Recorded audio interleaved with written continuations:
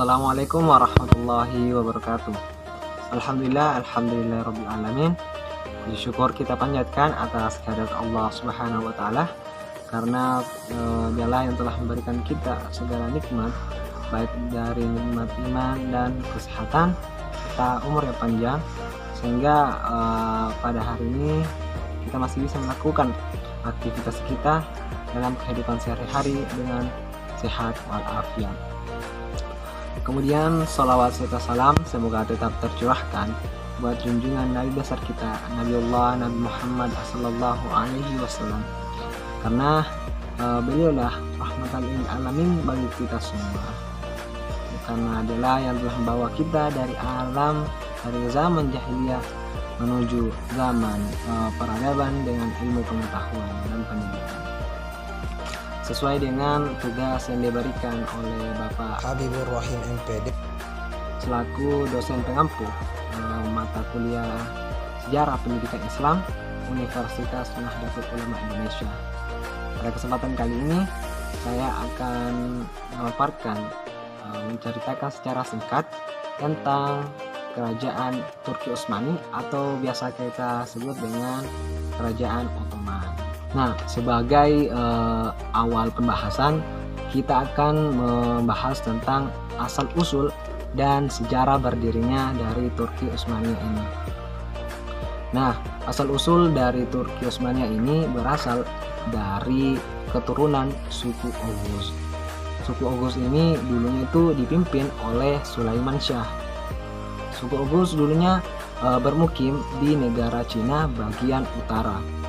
Mereka bermukim di sana selama kurang lebih 3 abad. Namun serangan pasukan Mongol pada tahun 1219 sampai 1220 Masehi mengakibatkan mereka harus pindah dari negaranya tersebut atau kampung halamannya tersebut.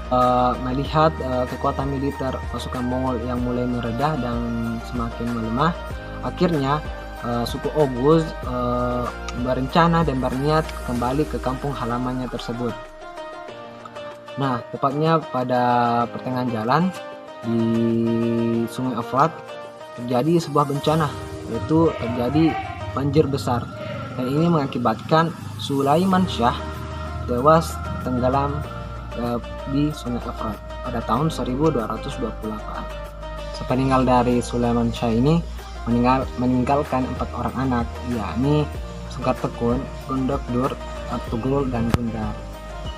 Nah, Sungkar Tekun dan Gunduk Dur ini yang ikut dengan ayahnya dalam perjalanan ke tanah airnya itu berhasil selamat dari musibah banjir besar. Sedangkan Ertugrul dan Gundar masih tinggal di Asia Kecil. Nah, Ertugrul ini memimpin 400 kepala keluarga dari sukunya tersebut di Asia Kecil dan mengabdi kepada Sultan Alauddin kedua dari dinasti Seljuk. Sepeninggal dari Ertugrul ini, kepemimpinannya itu dilanjutkan oleh putranya, yaitu Osman pertama atau Ottoman pertama. Nah, sama dengan ayahnya, Osman pertama ini juga mengabdikan hidupnya kepada Sultan Alauddin kedua.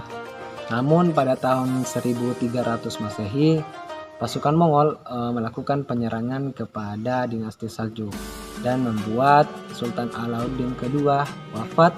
Nah, melihat kekosongan tahta tersebut, akhirnya Utsman pertama melakukan atau memerdekakan wilayahnya dari dinasti Seljuk. Dan pada saat itu pula Utsman pertama memproklamirkan wilayahnya menjadi Kerajaan Turki Utsmani. Nah, pembahasan selanjutnya itu adalah bagaimana sih situasi sosial budaya, politik, dan situasi pendidikan pada masa Kerajaan Turki Utsmania. Nah, yang pertama itu situasi sosial dan budaya. Kerajaan Turki Utsmania itu merupakan kerajaan yang asal-usulnya mulai dari orang-orang Badui. Nah, orang-orang Badui ini dikenal sebagai orang-orang yang suka berperang.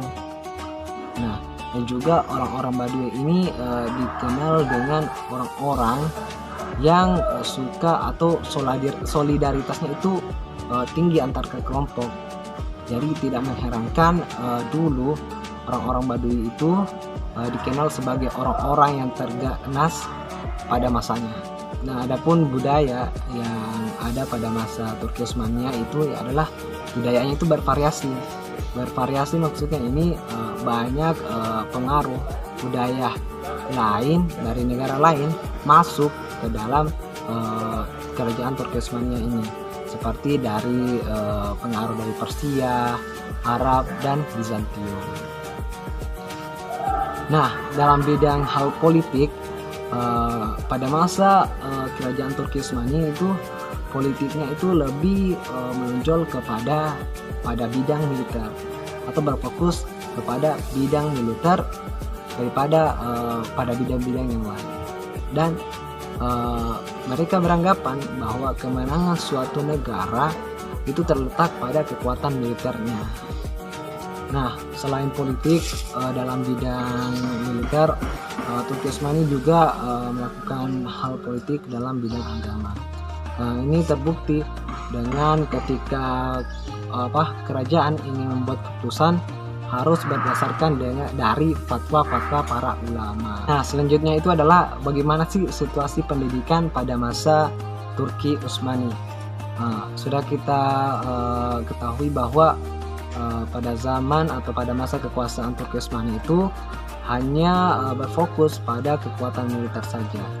Jadi bisa kita bandingkan bahwa kemajuan di bidang ilmu pendidikan itu sangat berada jauh di bawah kemajuan bidang militer. Nah, pendidikan pada zaman atau pada masa kerajaan Turki Utsmaniyah ini itu dibagi menjadi dua zaman, yaitu zaman pertengahan pada masa Osman pertama. Yang kedua itu pada zaman modern, yaitu pada zaman atau pada masa kekuasaan dari Mahmud kedua. Nah, bisa dikatakan pada zaman pertengahan pada masa kekuasaan Osman pertama itu bidang ilmu pendidikan tidak mengalami perkembangan karena sebelum Turki Utsmaniyah didirikan, dulunya itu pasukan Mongol berhasil menghancurkan dinasti Abbasiyah yang membuat pada zaman itu seluruh kaum muslimin terkena dampak dari hal tersebut, yaitu hancurnya pusat pendidikan dan bangunan-bangunan yang merupakan pusat pendidikan dan kebudayaan bagi umat Islam. Namun pada masa zaman modern, yaitu pada masa kepemimpinan Mahmud kedua, itu beliau melakukan reformasi Utsmaniyah. Jadi beliau merubah pola pendidikan madrasah tradisional dengan memasukkan ilmu-ilmu pengetahuan umum. Nah, selain itu, selain madrasah juga beliau juga mendirikan sekolah-sekolah, yaitu sekolah teknik, sekolah militer, sekolah kedokteran, dan sekolah pembedahan. Nah, bisa dikatakan pada zaman ini corak dari pendidikan kerajaan Turki Utsmaniyah itu dipengaruhi oleh budaya-budaya dari luar. Nah, adapun sistem pendidikan dari kerajaan Turki Utsmaniyah ini pada zaman Turki Utsmaniyah ini, sistem pendidikannya itu bisa dikatakan kurang diperhatikan karena pada zamannya itu pemimpin hanya berfokus pada kekuatan militer untuk melakukan ekspansi wilayah dan pembangunan dari sarana prasarana yang ada hanya sebatas pada lembaga pendidikan madrasah. Selanjutnya adalah awal kemunduran dan kehancuran dari kerajaan Turki Utsmaniyah. Nah, adapun faktor-faktor yang melatar belakangi awal kemunduran dan kehancuran dari Turki Utsmaniyah ini. Yang pertama itu adalah faktor internalnya. Nah, faktor internalnya itu adalah adanya perebutan kekuasaan antara putra-putra para pejabat atau para pemimpin. Hal ini bisa kita lihat dari sepeninggalnya Sulaiman pertama yang digantikan oleh putranya yaitu Sultan Salim kedua. Nah, Sultan Salim kedua ini merupakan pemimpin yang lemah dan pemimpin yang suka mabuk-mabukan dan gila wanita. Dan pada saat itu masyarakat tidak suka terhadap gaya kepemimpinan dari Sultan Salim II ini.